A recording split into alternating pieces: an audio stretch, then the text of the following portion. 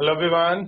आप सब कैसे हैं? मैं उम्मीद करता हूं कि बहुत अच्छे होंगे और अपनी पढ़ाई को बहुत अच्छे से कर रहे होंगे। मैं Akash Kumar वडाना ICT virtual classroom में आपका बहुत बहुत स्वागत करता हूं मेरे प्यारे बच्चों। जैसे आपको पता है, बेसिकली मेरे प्यारे बच्चों, हमारी आपकी 10th क्लास है और हम लोग देख रहे हैं भारत एवं समकालीन विश्व सेकंड।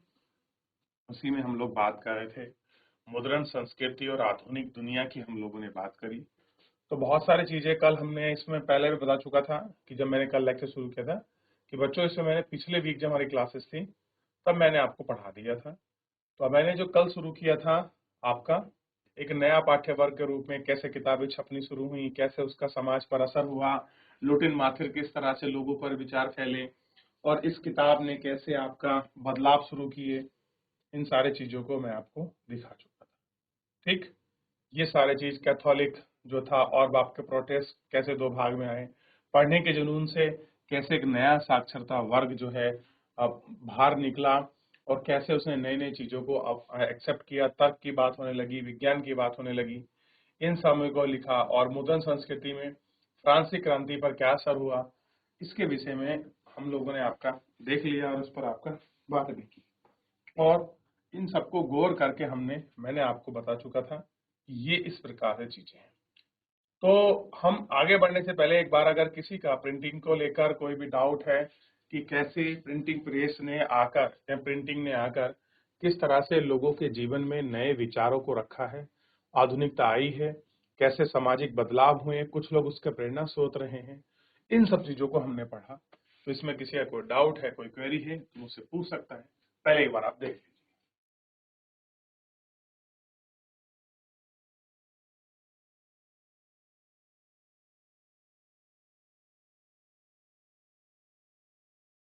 अब देखिए, नहीं है फिर डाउट, आगे बढ़ जाए।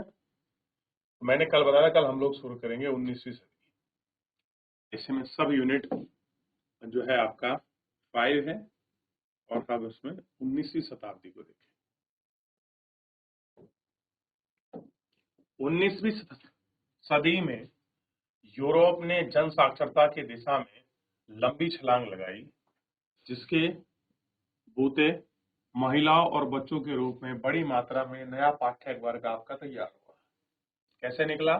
नया एक पाठ्य वर्ग जो है आपका तैयार हो गया। जो लोग आपका किताबों में, जो हमारी किताबों में रुचि दिखाने लगे, कुछ लोग आपका लेख लिखने लगे, तो उसमें एक नया वर्ग हमारे सामने आया। बच्चे, महिलाएं और मजदूर। 19वीं सदी के आखिर के प्रथम शिक्षा के अनिवार्य के चलते बच्चे पाठक एक अहम श्रेणी बन गए। प्रकाशन उद्योग के लिए पाठ्य पुस्तकों का उत्पादन महत्वपूर्ण हो गया। फ्रांस में 1857 में सिर्फ बाल पुस्तकें छपने के लिए एक प्रेस और मुद्रा यानी कि प्रिंटिंग प्रेस स्थापित की गई। प्रेस में पुरानी और नई दो तरह की परी कथाओं, लोक कथाओं का प्रकाशन किया गया। एक ऐसी थी, आपने सुनी ना, परी आएगी, वहां ले जाएगी, इस तरह से ये देगी, परी कथाओं और इन सब लोक कथाओं। जर्मन के ग्राम बंधु ने बसे लगातार किसानों के बीच लोक कथाओं को जमाई। उनके द्वारा सामग्री का संपादन हुआ। फिर कहानियों का अंत 1812 के एक संकलन में छाया। बच्चों के लिए अनुपयुक्त सामग्री, जो चीजें कुलीन वर्गों को अश्लील लगती थी, उन्हें प्रकाशित संस्कृत में शामिल नहीं किया गया। यानी कि जो चीजें अच्छी नहीं थी उनको उन्होंने उसमें ऐड नहीं किया। इस तरह से पुरानी ग्रामीण लोक कथाओं को नया रूप मिला और छपना दर्ज हो गई, तो इससे प्रक्रिया भी बदल गई। जो चीजें जिस तरह की उन्होंने पुरानी रखनी चाहिए थी वो ही उन्होंने रखी, और जो चीजें थी, जो पैटर्न था, वो थोड़ा सा बदल गया और उन्होंने उसको फोकस रखा। महिला पाठिका और लेखिका की भूमिका में ज्यादा अहम हो गई।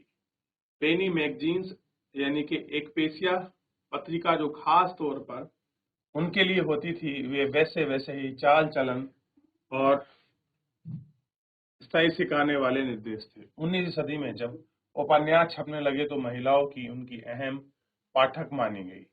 मैसूर, जो आपका फेमस आर्टिस्ट उपन्यास लेखिका गणनीय थी, जो आपका जस्टिन ऑस्टिन, ब्रांड वहने जॉर्ज इटलिया आदि उनके लेख में नई नारी परिभाषित उभरी, जिसका व्यक्तित्व आपका सुदृढ़ था, जिनकी गहरी सूझबूझ थी और अपना दिमाग और अपनी इच्छाएं थी।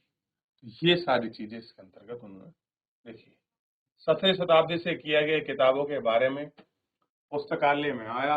19वीं शताब्दी में इंग्लैंड के पुस्तकालयों का उपयोग सफेद कॉलर मजदूर, दस्तकार, निम्न मध्यम वर्गीय लोगों को शिक्षित करने के लिए किया गया था। काम के दिन छोटे होने पर मजदूर अपने सुरक्षा आत्म अभिव्यक्ति के लिए थोड़ा वक्त निकालने लगे और उन्हें बड़ी संख्या में राजनीतिक पर्चे और आत्मकथाएं लिखी। जैसी हैं ये आत्मकथाएं और बहुत सारे पर्चे उन्होंने उसके अंतर्गत आपका नया तकनीकी परिष्कार। 18वीं शताब्दी के अंत तक प्रेस धातु से बनने लगी थी। पूरी 19वीं सदी के दौरान छाप खाने की तकनीकी में लगातार सुधार। 19वीं सदी के माध्यम से न्यूयॉर्क के रिचर्ड एंड होम में शक्ति चलित बेलनाकार प्रेस कारागार बना लिया गया। अब प्रेस किस चलने लगी? पावर से। पहले क्या चलती थी? हाथ से। आपने देखा होगा इस तरीके का वो छाप बनाते थे, फिर उसको गोल करके वो हैंडलिंग से प्रेशर करते थे, फिर वो लिखी जाती थी, ऐसे करके पन्ने पन्ने बनते थे, तब कहीं जाके वो बुक बनती थी। इस प्रति घंटे 8000 सीट तबे छाप सकती थी। सदी के अंत तक आपका ऑफसेट प्रेस आ गई, जिसे एक 6 रंगाई की मुमकिन थी। ऑफसेट प्रेस आई और ये क्या करती थी? 6 रंगाई एक साथ कर सकती। बिजली से चलने वाले प्रेस बल की छपाई में बड़े काम तेजी से होने लगे। एक या दो चीजें हो गई। कागज डालने से विधि में सुधार हुआ, बिलियर्ड की गुणवत्ता बेहतर हो गई, स्वचालित पेपर रील, रंगों के फोटो, विद्युत यंत्रीकरण काम आने लगे। इस तरह से छोटी मशीनें इकाइयों में कुल सुधार की बदौलत छपने लगे। पैमाने का रूप और रंग आपका बदल गया। मुद्रण और प्रकाशन ने अपने उत्पाद बचाने के लिए नए गुर अपनाया। 19वीं सदी में पत्रिकाओं ने उपन्यास और धारावाहिक छापी और इसे लिखने की एक खास शैली विकसित हुई। इंग्लैंड में 1920 के दशक में लोकप्रिय किताबें एक सस्ती श्रृंखला के तहत छपी। किताबें जिल्द आवरण का डस्कवर बनी। 1930 की आर्थिक मंदी से आने में प्रकाशकों की किताबें गिरने लगीं और जिल्द लिहाजा पाठकों की जेब का ख्याल रखते हुए उन्हें पेपर बैग आदि जिल्द छापने लगे। ये सारी चीजें उसके अंतर्गत होने लगी। ठीक, तो इंग्लैंड में वहां रेलवे स्टेशन के विज्ञापन में ऑफेल कन्वेस द्वारा बनाया गया एक ग्राफ था। तो इस तरीके से कुछ ग्राफ थे जो लंदन के रेलवे स्टेशन पर आपका चिपकाए गए थे, जो प्रिंटिंग प्रेस से संबंधित थे, जो प्रिंटिंग प्रेस को दिखा रहे थे। ये एक पूरा टाइम था जो नया प्रेस वर्ग आ रहा था। देख लीजिए, फिर आगे।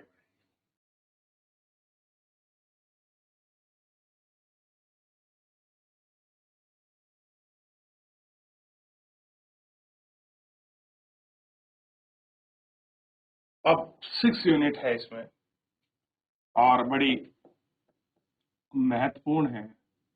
महत्वपूर्ण इस विषय में है क्योंकि अगर आप इसको देखोगे कि क्यों ऐसा हो रहा है, तो उसका कारण है भारत का मुद्रण संसार। भारत में प्रिंटिंग प्रेस की कैसी दुनिया थी, आइए देखते हैं कि भारत द्वारा छापी गई किताबों का मुद्रण युग के पहले सूचना और विचार कैसे लिखे जाते थे। तो सबसे पहले जब भारत में प्रिंटिंग प्रेस नहीं थी, तो कैसे इंफॉर्मेशन आपका डिलीवर होती थी, कैसे एक स्थान से दूसरे स्थान इंफॉर्मेशन को आपका ट्रांसफर किया जा रहा था, क्या स्थिति थी। भारत में संस्कृत, अरबी, फारसी जैसी विभिन्न क्षेत्रीय भाषाओं में हस्तलिखित पांडुलिपि पुरानी और समृद्ध परंपरा थी। तो लिखने की जो लिपि थी उसका नाम था पांडुलिपि। क्या थी? पांडुलिपि जो थी पुरानी भाषा में, यह आपका समृद्ध परंपरा थी और यहाँ संस्कृत, अरबी, फारसी और बहुत सारी क्षेत्रीय भाषाओं का महत्व था और उनमें भी हस्तलिखित आपकी चीज चलती थी, हाथ से लिखी। ठीक। पांडुलिपि ताड़ के पत्ते या हाथ के बने कागजों की नकल पर बनाई जाती थी, यानी कि जो भी कुछ था, जो कागज या तो हाथ से बनाते थे या ताड़ एक वृक्ष होता है उसके पत्ते पर लिखते थे। ठीक, उसी पर कभी कभी तो पन्ने पर बेहतरीन तस्वीरें भी बनाई जाती थी। उन्हें उनकी उम्र बढ़ाने के ख्याल से तख्तियों की जिलद पर सिलकर बांध दिया जाता था। 19वीं सदी तक अंत तक छपाई के आने के बाद पांडुलिपि छापी जाती थी। क्या करते थे? उन पांडुलिपियों को छापते। लेकिन पांडुलिपि नाजुक होती थी, काफी महंगी होती थी, उन्हें एक बड़ी सावधानी से पकड़ना होता था। दूसरे लिपियों के अलग अलग तरीके के लिखे जाने के चलते उन्हें पढ़ना भी आसान नहीं था, इसलिए उनका व्यापक इस्तेमाल दैनिक इस्तेमाल नहीं होता।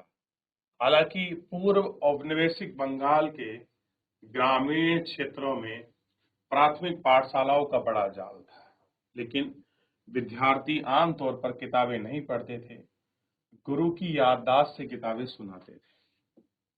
तो गुरुकुल जो परंपरा थी वो किताब के आधारित नहीं थी, वो मौखिक थी, उसी के आधार पर सुनाते थे, लिखते थे। कई तरह के लोग बिना कोई पढ़े लिखे साक्षर बन जाते थे। ठीक। अब स्टार्टिंग देखिए। प्राचीन समय में हमारे यहाँ ऐसे ऋग्वेद लिखा गया है और ऋग्वेद का एक पन्ना है जिस तरह से हमारे यहाँ लिखा हुआ। देखिए इसको। तो इस तरह की कुछ पांडुलिपियां होती थी। ये आपका एक पांडुलिपि है और इस पांडुलिपि को आप देखोगे तो ऋग्वेद के कुछ पन्ने हैं इसमें, एक पन्ना, दो पन्ना। ठीक। प्रिंट के आगमन में काफी बाद हस्तलिखित पांडुलिपि प्रकाशित हुई। यह पांडुलिपि मलयालम भाषा में 18वीं सदी में बनाई गई थी। ऋग्वेद लिखा है मलयालम भाषा में, ना कि संस्कृत भाषा में। मैंने 6th क्लास में भी आपको सारी चीजें पढ़ाई हैं, अगर आपको याद होगा। तो इस तरह से भारत में पहले आपका जो प्रिंटिंग का काम था, जिसे हम लेखन प्रिंटिंग कह रहे हैं, वो कुछ इस फॉर्म में था। इस तरीके से वो आपका हो रहा था। और फिर उसके बाद मध्यकालीन समय में जब मुगल शासन था तो इस तरह की सुंदर और खुशनसीबी जो किताबें थी वो लिखी जाती थी। अब देखिए, एक विशेष बॉर्डर बनाया गया है, उसके अंदर इमेज बनाई गई है और उसको लिखा गया है। इस तरीके से भी किताबें आपका लिखी जाती थी, तो आप इनको देख सकते हैं।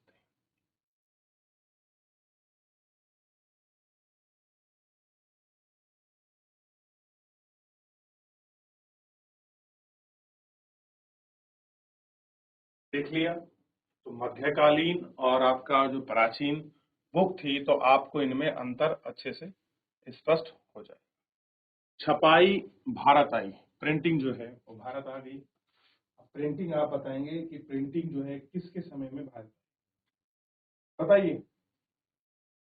है कोई बच्चा जो बताए? अगर कोई बता पाए कि प्रिंटिंग सबसे पहले किसके समय में आई है, तो प्रिंटिंग प्रेस सबसे पहले 16वीं शताब्दी में गोवा में पुर्तगाली, ध्यान दीजिए, 16th सेंचुरी इंपोर्टेंट करें। और कौन लेके आए हैं? तो भारत में आपके गोवा में पुर्तगाली लेके आए हैं। और लेके क्यों आए हैं? धर्म प्रचार के लिए आपका आई थी। और बहुत सारे पुजारी कोंकणी सीखी और पुस्तकें छपी। और 1774 में कोंकणी और कन्नड़ भाषाओं में लगभग 50 किताबें छाप चुकी थी। कैथोलिक पुजारी ने 1589 में कोचीन में पहली बार एक तमिल किताबी छापी थी। तो भारत में पहली बार किताब कब छपी? 1589 में। कहां पर? कोचीन में। 1713 में मलयालम भाषा में किताब छपी। डच प्रोटेस्ट धार्मिक प्रचारों ने 32 तमिल किताबों को छापा, जिसमें पुरानी किताबों का अनुभव था। वेरी इंपोर्टेंट करके लिखिए।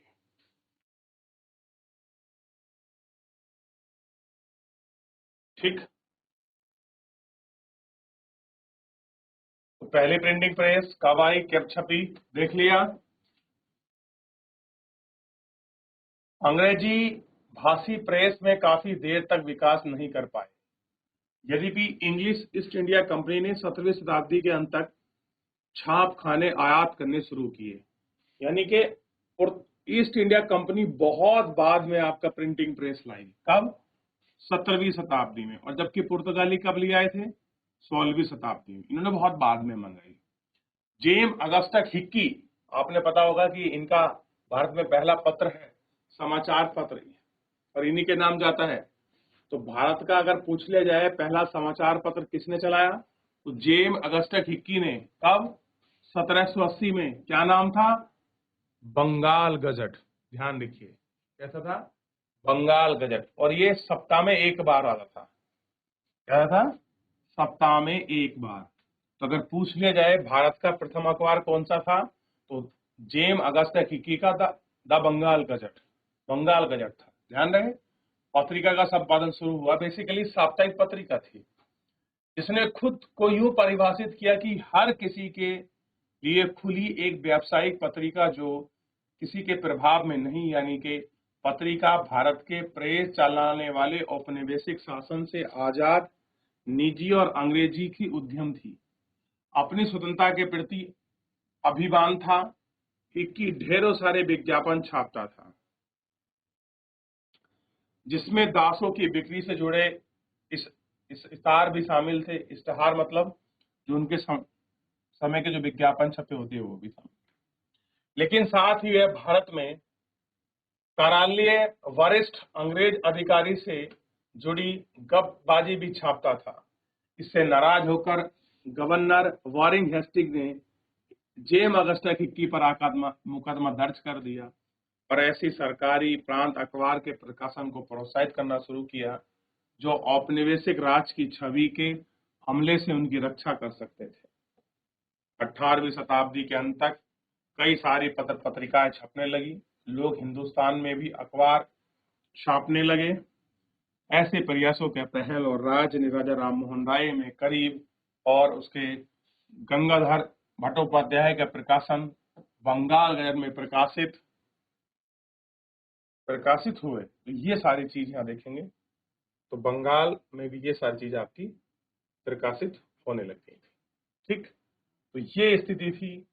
प्रकाश यहाँ भारत के जो पुराना समय था, भारत में जो आपका मुद्रण संसार था, तो हमने पांडुलिपि को देख लिया कि प्राचीन समय में क्या थी। अब देखिए, जयदेव के गीत गोविंद के कुछ पन्ने हैं और आप देखेंगे एकैडिक शैली में बने हुए हैं, और हाथ से जो है भगवान जगन्नाथ, सुभद्रा और बलभद्र की फोटो छपी हुई है। देखिए,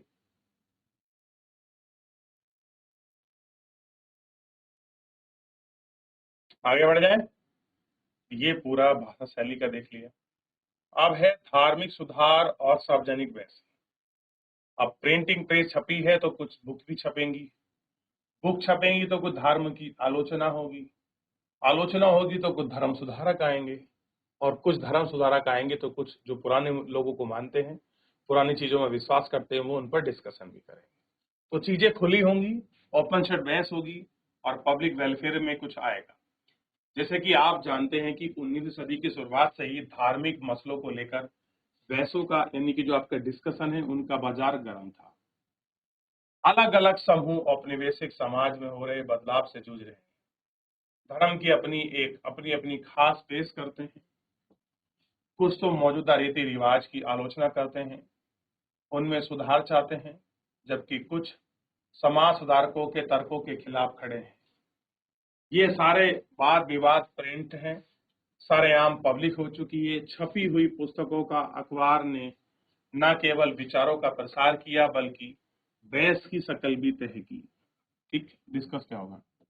इन बहसों ने व्यापार में जन समुदाय के हिस्से को लेकर अपने मत हाजिर कर दिए और मत के लेकर नए विचार भी सामने उभरे।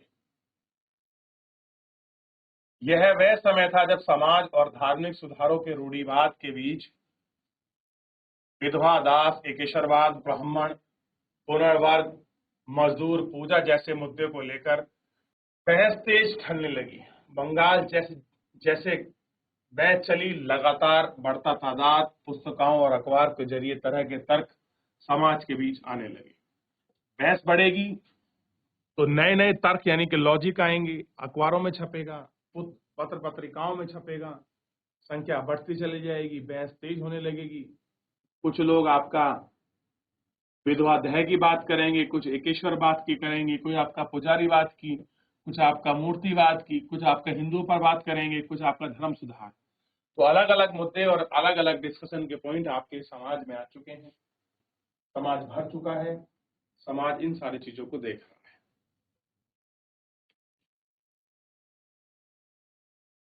तो इस तरह से हमने पूरे लेक्चर को देख लिया, पढ़ लिया, अच्छे से बात करी किस तरह से प्रिंटिंग प्रेस ने भारत में चीजों को जगाया है या नई नई चीजें आई हैं। तो मेरे प्यारे बच्चों, फिलहाल जो है आज के लिए इतना ही। मिलेंगे नेक्स्ट लेक्चर में। तब तक अपना ध्यान रखिए, स्वस्थ रहिए और अपनी पढ़ाई को बहुत अच्छे से करते रहिए। तब तक के लिए आपका बहुत बहुत धन्यवाद।